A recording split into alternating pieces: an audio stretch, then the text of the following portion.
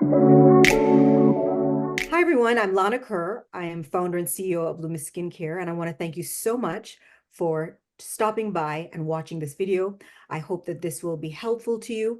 I wish this was something I had much earlier on. I know that there are so many more resources available today, and this is just one thing that we're presenting to you, and I hope that this makes it a little easier. I have with me a very special guest, my dear, dear friend, Dr. Shyrlena Bogart. She's a board certified OBGYN who specializes in hormone replacement and women or female sexual wellness. And so I'm very happy to have you, Shyrlena, with us today. Thank you. I'm so happy to just, I'm always happy to talk to you. As you know, you're like one of my nearest and dearest and best friends. But I, welcome any opportunity to come on and talk to women about just the myriad of things that women experience in life that we don't always have easy conversations about. So I am forever grateful for every opportunity you present. And I'm just happy to have this conversation with you. Oh, love collaborating with you. And we're talking about something that both of us are facing, perimenopause, menopause. And so let's just jump right into it. I think that menopause is a mystery to so many women. You know, it's spoken in whispers, and we're here to shout out, we're here to make women know that this is not just a natural part of life. It's something that can be very empowering, and we want to say yes to menopause, right? Right. And I look at it as, it's something to celebrate because a lot of the worries we had in the past about getting pregnant and all, it's like you don't even have those worries anymore. And it's actually one of the best periods of your life, to go through this menopause. And I remember when I was practicing in the office, I had a patient who came to me one time who was in menopause, and what she said to me at the beginning of the visit, she goes, I've gone through menopause now, and I just really want to know, like how much time do I have left? Like in her mind, menopause was the beginning of the end. And I'm like, sweetie, this is like your second act. It's time to really start, this is the time in life when you really can start to recreate and make anything happen that you desire. So, would love to help women to see that menopause isn't the beginning of the end, but more an opportunity to recreate something new. Exactly. And I feel like women don't really, and well, it has been my personal experience that I really didn't come to know who I am until in my mid 40s, late 40s, when I was going into perimenopausal time of my life. So I felt like I came to a new understanding, or maybe a true understanding of myself. Would you agree? Yeah, exactly. And I know all through my 20s and my 30s, I think I had no idea who I was, what I desired. And so it's almost like, they say, what is it? Something is wasted on the youth. Like we have all of our energy or whatever when we're young, but No. we have no clue.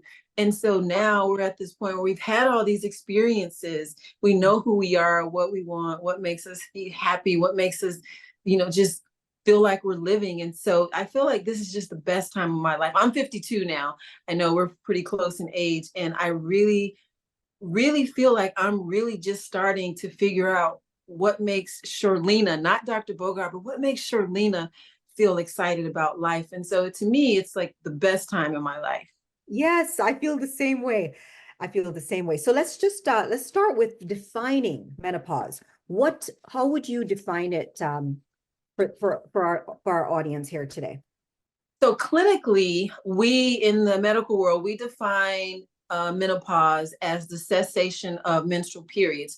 So a woman has to go through 12 consecutive months without having a period. And then at that point, she's considered menopausal. Now, this is in the absence of any younger person who may have some hormonal issues that are causing her to not have periods. But in a hormonally intact woman, once you've gone 12 continuous months without a period, then you're considered menopausal. And so oftentimes a patient will say, well, what if I go 6 months and have one? Well, the clock restarts, and you really have to get, and that often does happen. You'll go 3 months, 4 months without a period, then you'll get one or two. And so you really have to get that 12 consecutive months, then you're considered menopausal. And Why there's does other ways clinically we can do some blood tests to look at, like, it's a hormone called a follicular stimulating hormone. We can look at that, luteinizing hormones, and we can look at some of those things to also give us a clue as to whether you are truly menopausal. so why would you say that it comes back like in 6 months you get a period? What's the reason behind that? So periods are let's say periods are caused by growing a lining in the uterus. And Mm. so as we're entering those perimenopausal years and our hormones are kind of doing this, we'll have periods where we have the ovaries are really making lots of estrogen and progesterone. And then there will be months when they're kind of petering out. And then, so if we don't have a lot of estrogen stimulation of the lining, there's no lining to shed. But also because of the change in the hormonal axis, the brain's not, we're not ovulating every month. So we're not having to shed a lining because we did not get pregnant.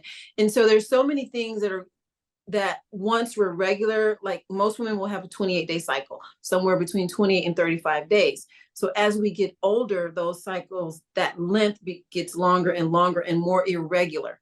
And as we become irregular in either not ovulating or the hormonal axis is off, then there's no period that's going to happen. Well, eventually the brain realizes, hey, hormones are down, let's kick it up. And then we build up this lining in the uterus and we get this period. And so it's almost, I always explain it to women, it's the same as going through puberty in reverse.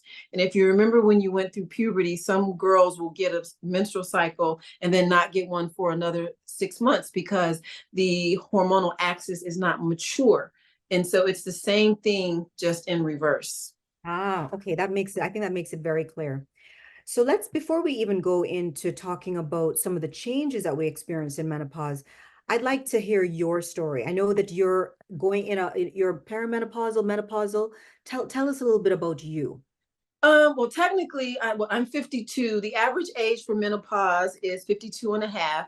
And I had a hysterectomy in my late 30s, early 40s. And so I don't really have the menses manifestation to let me know if I'm in menopause. But I will say in my late 30s, I've always been very competitive sports wise, worked out a lot. And so in my late 30s, I began to notice that even though I was following a very structured and regimented nutrition plan, a very structured exercise plan from a coach, because I was competing in physique competitions at the time, my body stopped responding. And it was at that time that I was first introduced to hormone optimization as opposed to just what we do in the standard, gynecological world of managing hormones, and realized that I was deficient in pretty much everything. So I got on hormone replacement, and I would say I was about 38, somewhere between 30 and 40. And literally within a 1 month period, it was like night and day. My energy came back. I stopped holding water. I was able to lose fat, not just lose weight, but lose fat and hold on to muscle. And so that was my first introduction to hormone optimization. And I had stayed on my hormones for years and years and years. And I think I shared this with you. Over the course of the pandemic, I found myself off of my hormones, just because just got busy with patient care and didn't get my labs done. And here I am, the expert who knows exactly what needs to be done, and I wasn't doing it. And so I ended up off my hormones. And I would say within a 6 month period, I started putting on weight. I gained somewhere between 20 and 30 pounds, literally within a 6 month period. My energy sucked. My body was hurting all over. I was always on edge. And I think that was probably the thing that bothered me the most, is I had very little patience to deal with anything. And it's just, I was cranky and I didn't like myself. And so I knew what needed to be done. I got my blood work done, talked to my hormone specialist. We got back on my program. And again, within 4 to 6 weeks, the weight started coming off. I slept through the night, slept very well, woke up, energetic. And it was, again, like night and day. And so um, I think I always say as a physician, I have these experiences sometimes to make me more sensitive to what my patients go through. And so because I had always been on hormones, I never really experienced hot flashes or any of those things. Well, when I went off my hormones during the pandemic, I started having hot flashes. I mean, with a vengeance. I was having a hot flash around the clock about every 30 minutes. The hot flash would be followed by a cold flash, which I had never heard of, to where I would go from being taking all my clothes off because I was burning up to like shivering because I was so cold. And it just really, really opened my eyes to not only what so many women go through, but so many women go through this and they're told that this is normal and they accept it. And it just really fired me up even that much more to put, education out there that no, this is not normal. You do not have to go through this. And so my own experiences just kind of made me more vigilant about helping women to recognize that you don't have to go through these symptoms, and it's, you can feel good through menopause. I love that story. I love, and we're going to come back to the hormone replacement therapy because I know that so many women still have misinformation regarding that. So we're going to pause on that, but I love your story, and I can see why you're so passionate about helping women. I mean, obviously you're great at what you do. You deliver babies, but you specialize in this type of care and sexual wellness for women, which we're going to talk about as well. I think for me, it's similar. I was thinking through my first time that I had a hot flash. I was about 43 years old. So I'm 53 in a couple weeks right now, but it's almost 10 years ago. And I remember thinking, what is this? Like I didn't even know what it was. Mm-hmm. I never talked about it with my mom or really anyone. I felt hot. I was sweating at night. I was thinking something is going on with me. So I went to acupuncture because I was doing acupuncture occasionally. I hadn't done it in a while, and I went and I spoke with her about the hot flash. And we did some work. And to be honest, I never got another hot flash. Now, eventually I went on hormone replacement later on because I was a big advocate of taking your hormones from the time we're 35, just to have a baseline. So I Mm-hmm. actually started hormones soon after that. So who knows the combination with the acupuncture, but with the hormones, I had never had a hot flash. But then as I got into, so I was about what time? I was about maybe about 46, and I started feeling a difference in the quality of intimacy. That's what I noticed. Mm-hmm. Say that. I mean, I wasn't, people talk about vaginal dryness. I didn't think I had vaginal dryness. I went to my OBGYN, had the conversation with her, and I was telling her I wasn't feeling my husband in the same way. And she did my exam and she said, Lana, you're not, you lubricating, that lubrication is fine, but it's natural to feel less sensitive. I mean, and that was kind of like the end of the conversation. And I'm like, okay, so what do we Exactly. do? What do we do? This is not working for me because soon I'm like, what's the point of, sexual intercourse if I'm not feeling it? Right. Anyway, so she had given some solutions, which actually led me in my passion to create something that can help. And we'll talk about that. But so I guess that's my things on menopause. I also experienced weight gain. I remember I didn't really start that until I was 49. I remember at my 50th birthday, I went to dinner that night, and the next morning I was 5 pounds bigger, and it never left me. Then I was 51, and then I put on another 5 pounds. So I'm 10 pounds. So the weight gain, and you know this, Shyrlena, because I talk to you about this all the time. It's so frustrating when you feel you're eating right, you're exercising, and you just can't. So those are some of the things I experienced. And so now I guess what we can talk about is what are some of the changes that we'll see. Some women will experience all, or some will experience some of them. So what are some of the changes that, and I think we both express some in our own personal lives, but what are some of them? Well, and I think the most common thing that women will, the two most common things, one is going to be the weight gain, because that's the first thing women start to notice as they start to have these hormonal fluctuations, is not only do you put on weight, but it all goes right in your midsection. I remember you telling me this, like, look at, I look so bloated, and that it's not, it's not in your head. The body preferentially, because what happens is, as we start to get into our menopausal years, our production of testosterone and progesterone decrease 7 times faster than our production of estrogen. And so although the estrogen is relatively low, all the body is seeing is estrogen because there's no progesterone to balance it out. Well, progesterone tells the body to store fat, and it tells our body to put that fat in our midsections for those babies that we're supposed to be having and protecting. And so a lot of women will notice that, you know, they're still working out, they're still eating healthy, but for whatever reason, they're putting all this weight on and it's going to their midsection. So that's probably one of the most common things that women across the board will experience. And then it becomes whether they're having the hot flashes, the night sweats, the difficulty sleeping at night. Some women will have difficulty falling asleep, but more often women will have difficulty staying asleep, where they find they're waking up at 3 or 4 o'clock in the morning and can't fall back asleep until it's time to get up. And then, you know, the changes in sexual function where either orgasm becomes difficult or they're just, it's not even that they're not interested in sex. It doesn't matter if it happens. They just don't have any feelings one way or another toward it. And unfortunately, kind of like your experiences, because there's an OBGYN, in most of our education, we were taught that this is normal. That is the response that a lot of times we will give women, that, oh, this is just a normal part of aging. And, you know, when I started focusing on sexual wellness, even if, let's say, I could help a woman with her dryness, if she still wasn't desiring it, then there's still sexual dysfunction.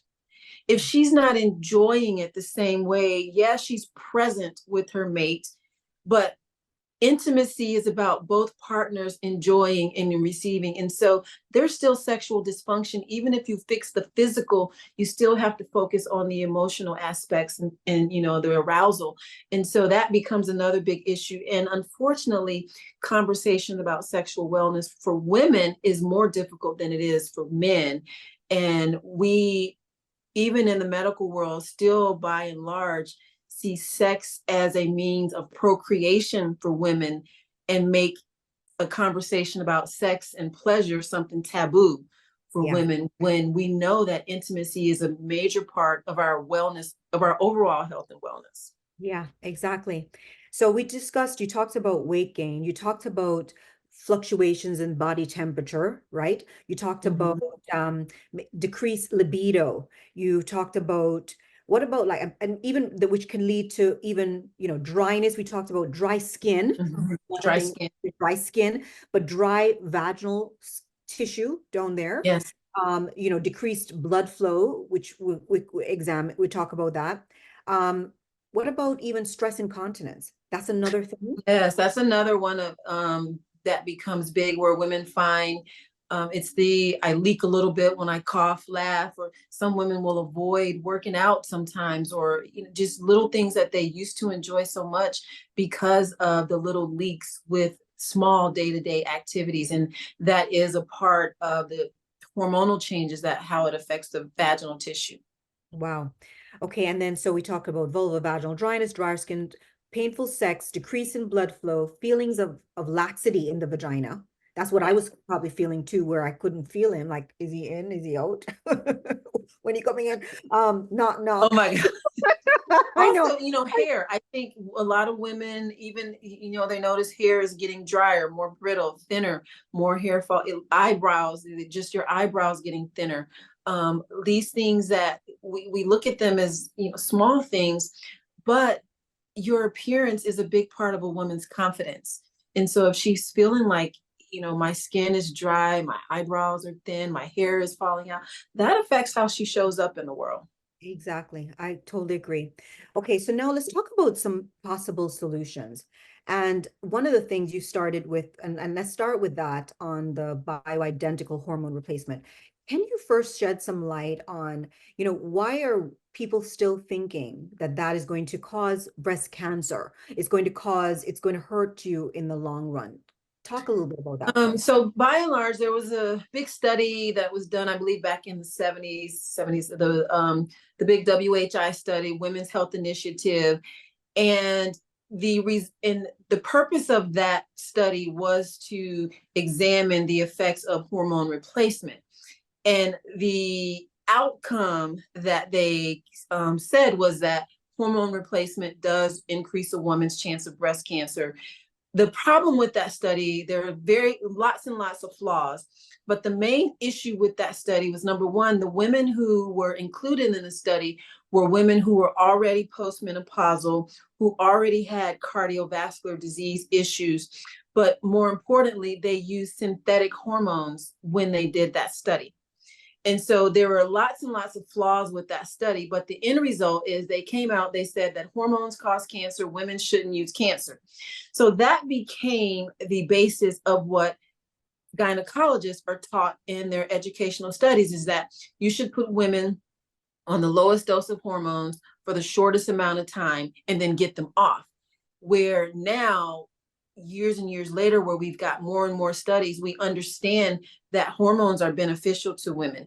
And now that we have bioidentical hormones, which are plant-based hormones, we know that they can be used safely in a woman who does not have risk factors. So that was my next question, and I'm glad you touched on it. What is the difference between bioidentical and synthetic?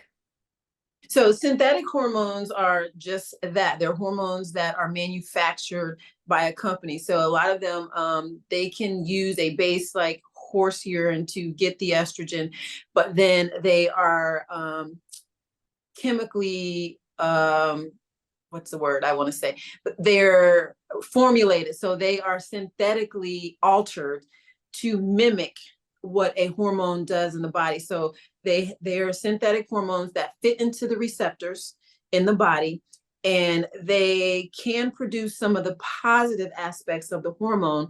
The problem is, once they're broken down, because they're synthetic particles, the body has no idea what to do with them, and then now they become toxic. Okay. When we compare that to bioidentical hormones are plant-based, so they're naturally occurring hormones that again fit into the receptors like our own hormones, and they elicit the positive aspects of the hormones. And then once they're broken down, because it's a natural product, the body can break it down and it eliminates it. And so we decrease the risk associated with hormone replacement when compared to using a synthetic hormone.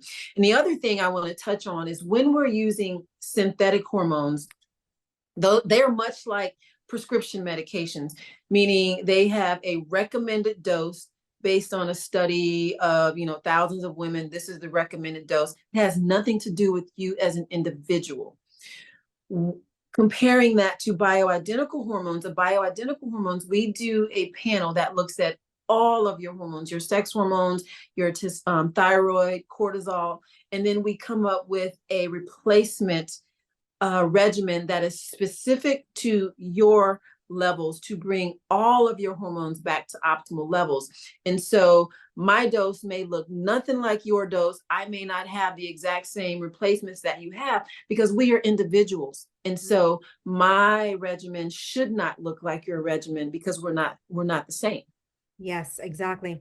So let's talk through some of the hormones then. So we're talking about progesterone, estrogen, testosterone, DHEA. Are there any others that I'm missing?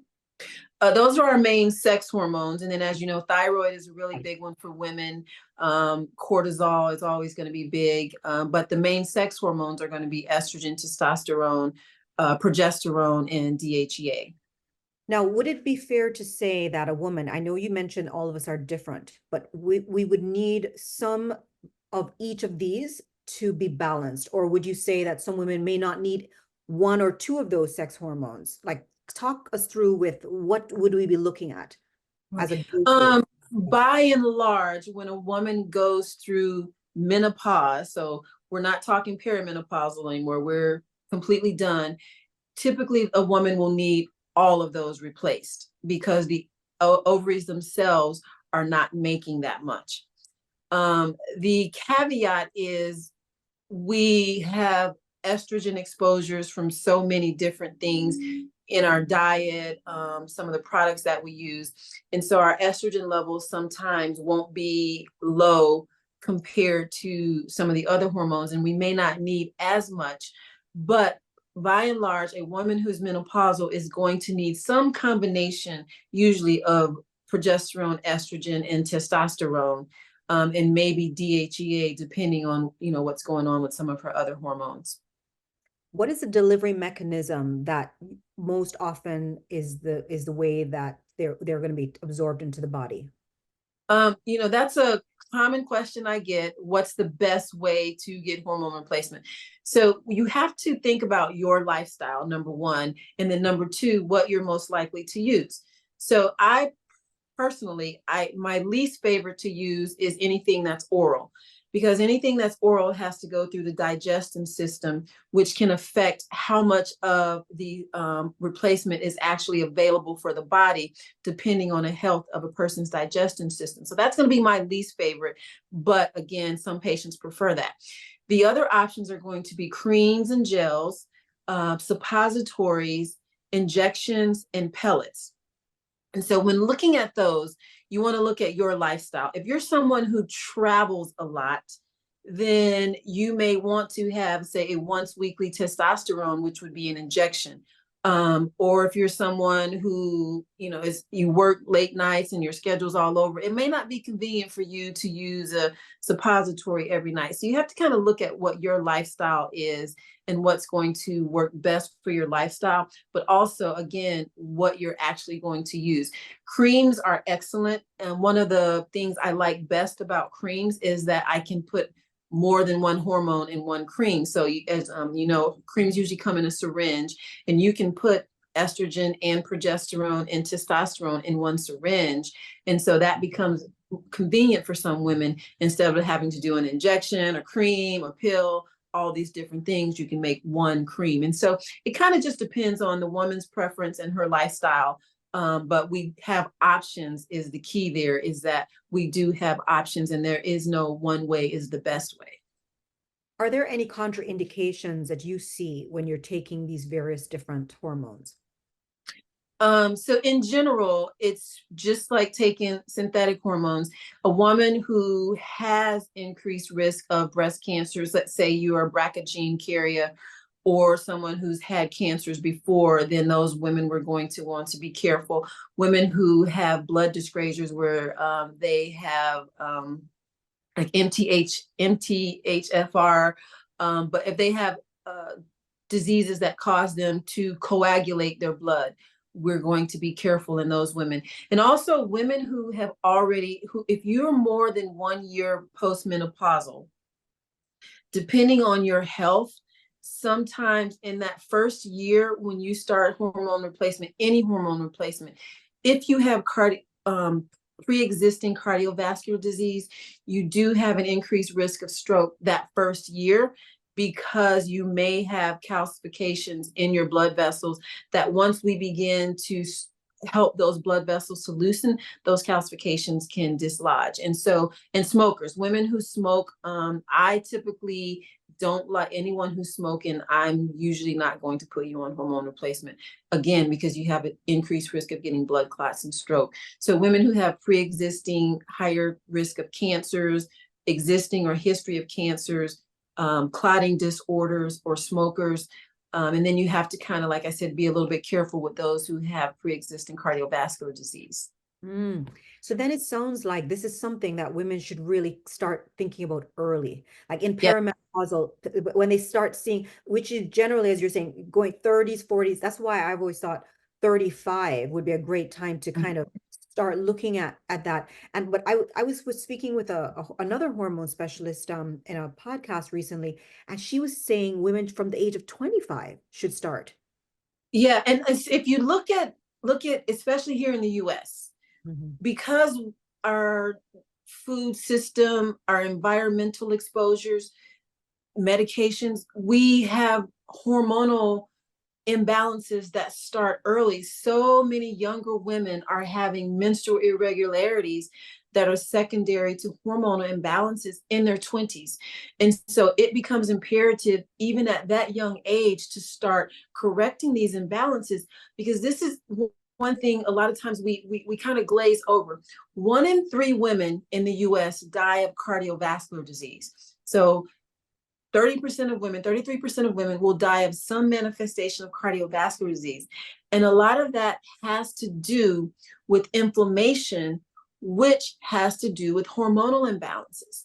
And so if we can prevent them from getting the cardiovascular disease in the first place, then we're going to decrease that risk of long-term morbidity, mortality. And so just by addressing these issues in their 20s, we're actually helping them to live longer and healthier, helping them to maintain their weight. Obesity is an epidemic worldwide. And again, for women, a lot of that has to do with hormonal imbalances. And so, yes, even in their 20s, when women start to notice problems with their menstrual cycles, especially, it's imperative to get a really good look at your hormones. And most of the time, younger women don't need all three. They don't need a whole lot. A lot of times you can correct one thing, or it may be just a thyroid imbalance, because there's a very close relationship between thyroid abnormalities and estrogen imbalances. And so sometimes by correcting that, we can help them with their sex hormone levels. Very nice. Very nice. I love this information. Okay, so let's go on to, so we covered the bioidentical hormone replacement therapy. Let's talk about other solutions. We talked about dry skin. And I'm going to chip in here because I think that, CO2 lift, I'm going to bring up a possible solution for you guys. One of the things as we get older, and that starts, by the way, at 25, we start to slow down in our microcirculation.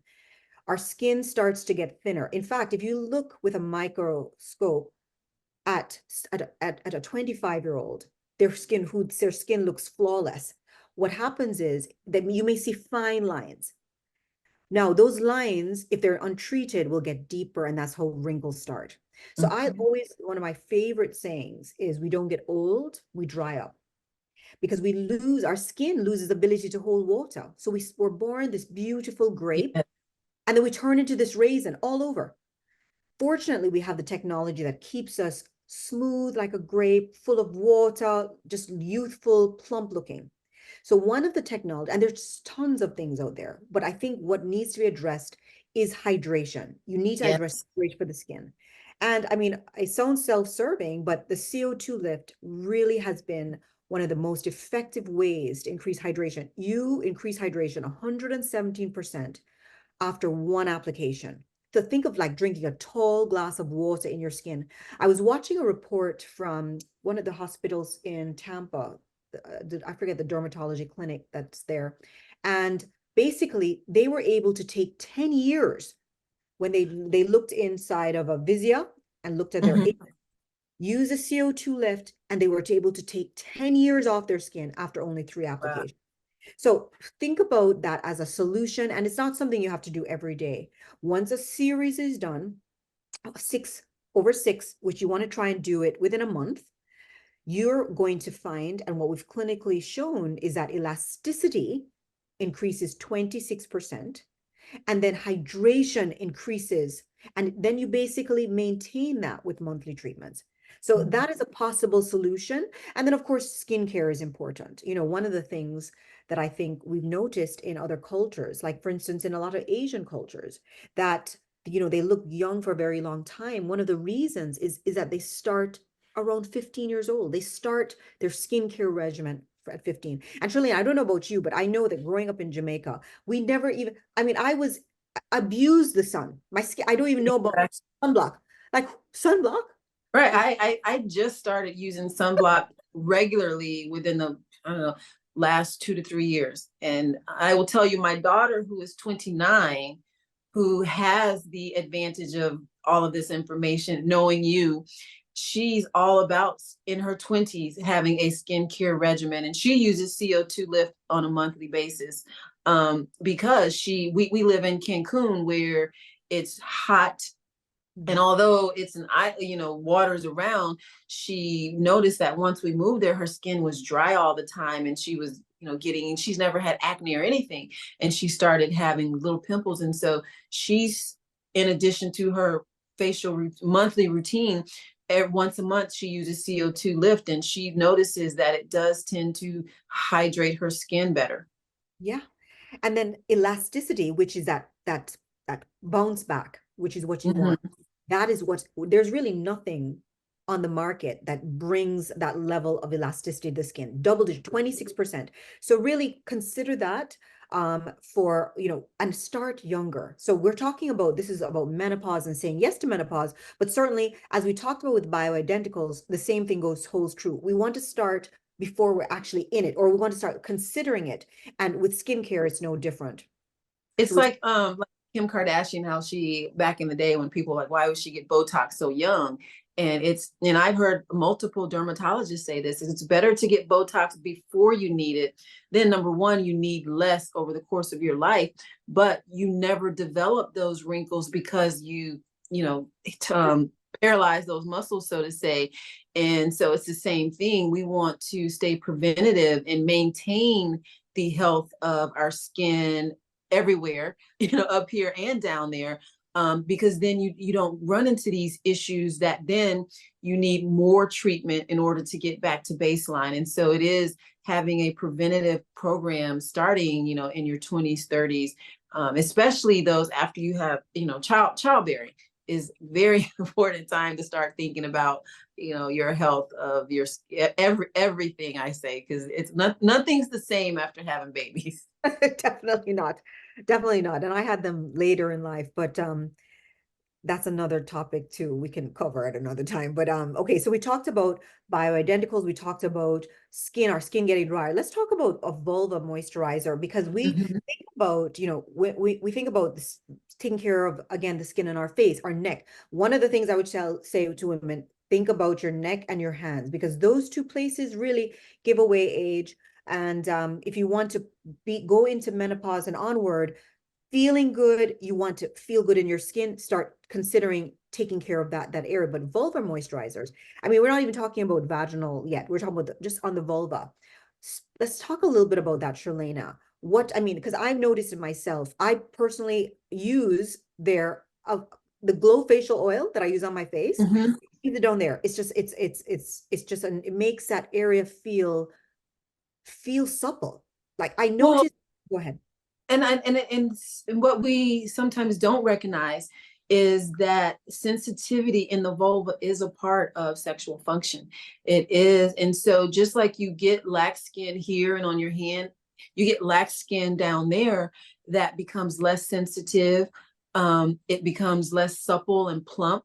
Mhm. And so maintaining the moisture is going to help to maintain sensitivity, may help you to maintain your sexual response. And so we haven't brought this up yet, but CO2 Lift V, which is the product that is used specifically for the vulva, putting that on that vulva, the outside of the vat. And so some people don't know the vulva is the outside tissue of the vagina, but putting that there really helps to maintain the suppleness of the tissue, which again, all of everything when it comes to sexual function, we have to think of it from a holistic perspective and not just, the individual little parts. And so maintaining the softness, the sensitivity of that tissue is going to increase a woman's sexual response.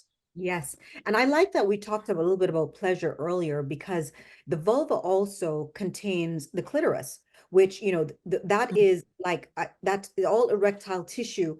That's like an inverted penis. It's and I always think about a man, a man is not going to have sex with a flaccid penis. He's not really going to have a lot of enjoyment.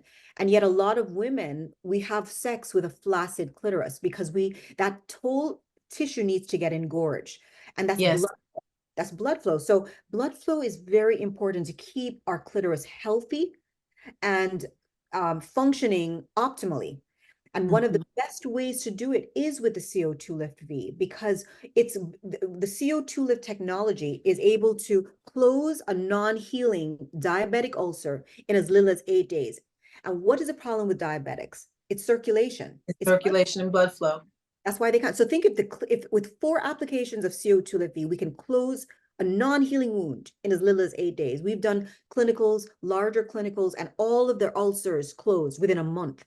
If we can do that for our clitoris, keep that blood flow. So we're keeping that at a simmer, I like to say, so that when we're ready to turn on the heat, we can boil. You know what I'm saying? Because as what I find with going into menopause is that, and speaking to my friends on it, it takes longer. It takes Yeah. longer to kind of get started. Typically, when you're young, you can get started really quickly. I mean, they say the average time is about 20 minutes. And I think with adrenaline and youth, it can even be shorter. But I think as we get older, it definitely can take longer because our blood flow supply is lower. So if we want to, Time actually doubles after age 50. It's about 43 minutes on average for a woman to who reach. has time for that? Time for that, you know? So I like to say, let's keep it on a simmer. Let's keep Exactly. it at a low boil. So that way, when we're ready, Turn it on, turn it up, turn it up. And that's, the clitoris is the only organ, male or female, whose 100% sole function is pleasure. It has no other function. yeah. And yet we give it so little attention that it deserves. So many women, in 63% of women fake orgasm, Yeah. have difficulty reaching orgasm. And a lot of times it's because of low clitoral stimulation. And that can be because of the distance from between the clitoris and the vagina, or the clitoris is hidden behind the hood. But ultimately, it's because it's not getting engorged enough where it's getting stimulated, where it's not getting direct stimulation during intercourse. And so women will think that I can't orgasm, I have difficulty orgasm. Well, the problem is only 25% of women can orgasm through penetration intercourse alone, meaning penis and vagina, vibrating vagina, whatever. 75% of women require clitoral stimulation. And so by keeping that tissue healthy, keeping blood flow healthy to the clitoris, you're going to increase your chance of having successful orgasm. And as you know, women can be multi-orgasmic. That's not a theory. Women are multi-orgasmic, but we have to have the health of that tissue in order to make that happen. And two, when you think about even having orgasm through penetration, and we talk about it, I've read so many things on the G spot. Really, it's the clitoral root, that tissue inside. It's I've read that it's a clitoral. So you're still getting clitoral, even though it's penetration, you're still getting excitement because of the clitoris. So we have to Yeah, so keep. the clitoris is about 8 inches long, which most people don't know. What we see is literally, it's the equivalent of the head of the man's penis. That's what we see as the clitoris. But it actually, once it goes inside, it splits, and it has these two arms that go back. And so they kind of hug up into that space between the urethra and the vagina. And so, yes, by engorging that area, you're stimulating those extensor arms of the clitoris. And so, yes, that is true. And a lot of people don't know that the clitoris is not just that little bit of bulb that we see. It actually extends far back into the vaginal wall. Yeah. So when you're having sex, ladies, it's also about it's about the whole area. It's about the whole area, and keeping that area healthy is going to be very important for pleasure. And orgasms are something, it's healthy for us. I mean, by having orgasms, we're increasing our immune system. It's affecting our immune system. Tell us some other benefits, Shyrlena, of having So, orgasms. well, one, it does help with your release of oxytocin, which is our hormone of affection. It helps us to feel closer to our mate. It helps with relaxation. So it is decreases stress, which is healthy for our hormones, because if we are stressed, we don't make testosterone. We make too much of bad estrogen, and our cortisol levels are higher. So that orgasm actually helps to balance that out, helps us to make more testosterone, to decrease those cortisol levels. It also helps us to sleep. That's one of the benefits of both sexes will find after orgasm. You tend to get relaxed and you're able to sleep. those are some of the key things but I think with the relaxation, the intimacy, benefits for sleep, overall health and wellness, orgasm is very important. Yeah. And so spend the time doing that. Spend the time into sex. Like, in other words, I know that as women, we have so much on our plate, but we're focused here on menopausal women. I think that's one of the benefits of this age of our life. Our kids are typically older. And so it's really time for ourselves to reconnect with ourselves. So instead of watching TV and doing a marathon of Netflix, do a marathon of sex. Like Yeah. really kind of get into it and allow your body to benefit and your connection to yourself as well as your partner. And in order to facilitate the physiology that takes place, definitely take advantage of the technology. And we talked about two here. We talked about the CO2 lift for the face, and we talked about the CO2 lift V. And I'll tell you something, Shyrlena, which I didn't share with you before. We completed another clinical study. It was another double blind, like we did before, with 50 women, and we added stress incontinence to it. Oh my goodness, when I show you those results, impressive. So what it found was that their bladder life improved significantly. And so because of that, you're talking about they don't feel restricted in their activity. So their emotions were improved, their relationships improved, and their sleep improved. And then biopsies really, which tells it after 10 treatments, the tissue looks like these women are in their 30s. So it's something that we're seeing the results. We have thousands of women who see the results. There's no hormones for those women who are scared to take hormones. And we just talked about hormone replacement therapy and how safe it is.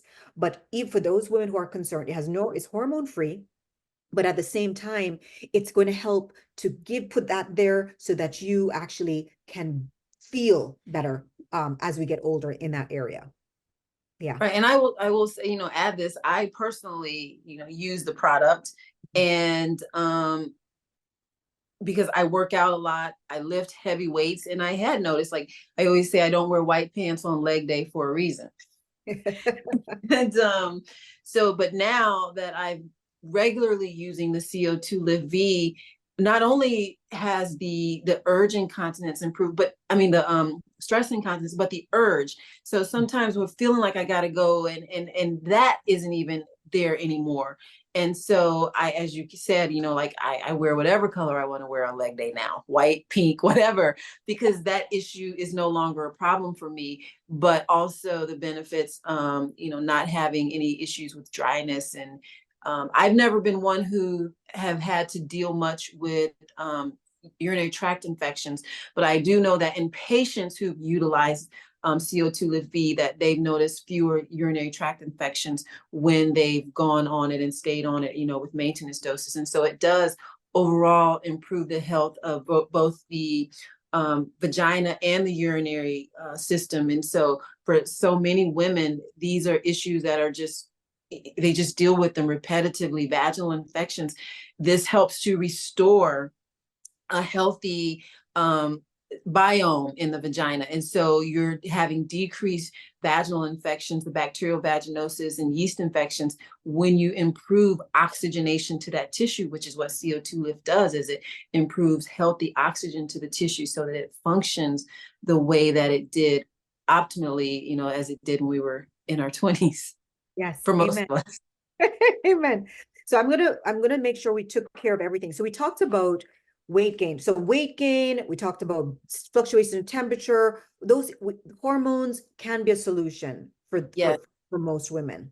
We talked about decrease in blood flow, dry skin. We talked about a solution, the CO2 lift carboxy. I mean, and there's also energy-based devices that you can definitely consider, ladies, that at doctors' offices, they have them. And that's something that works in conjunction with CO2 lift as well. Combination exactly. works together very nicely. I think what we'll end with is just in terms of the mindset. Because, Shirlena, with everything, when we talk about the solutions, still it's about how we think. They Mm-hmm. say the biggest, even going into sex, the biggest sex organ for women is her brain, right? Brain. So we need to kind of understand if that ladies, if we're perimenopausal, menopausal, this is a great time of our lives. I like to think of it like almost like a stage of a fruit. The fruit, you can see a mango, and I love mangoes. You see it on the tree, it's turned, so it's still green. That's kind of like it's beautiful. That's kind of like our 20s. It starts to ripe in our 30s, but the mature fruit, which is the sweetest fruit, that's menopause. And if Mhm. we equip ourselves with the technology that's available and understand that this is a time of our life when we don't have to be creating babies, we can be creating ideas, we can be creating just success in so many other ways. Yes. Use it for that time. Use this next part of our life to really make a difference and use the tools to help you feel confident. And that will take you further than anything else. So make sure we have the right mindset. You agree, Shyrlena? I absolutely, I like I said, I'm 52 and I look forward to having 50 more years. Like there's so many things that in this season, like I don't have to worry about my child in school and after school projects. The sky is the limit for me right now. Hey, And I believe that I'm going to give myself every tool possible to look my best, to feel my best, to see myself as my best. And so keeping my hormones where they need to be, my sexual wellness, even just like you said, the mental aspect. But I'm giving myself every tool possible, and I want every woman that I come across to know that this is the best part. This right now is the best season of your life. You just have to say yes to giving yourself, every possible tool that you can to be successful. amen. Oh my goodness. I want to thank you so much, Shyrlena, for just coming on. Definitely check out Dr. Shyrlena Bogart. You can see that she is just an amazing resource of information. She loves what she does and she loves helping women. So definitely check her out. And for us, you can always go to CO2 Lift at CO2 Lift or at CO2 Lift V, and we can help you with any information you require. So again, thank you so much for joining us, Thank you, and Lana. um, and have an awesome, awesome day.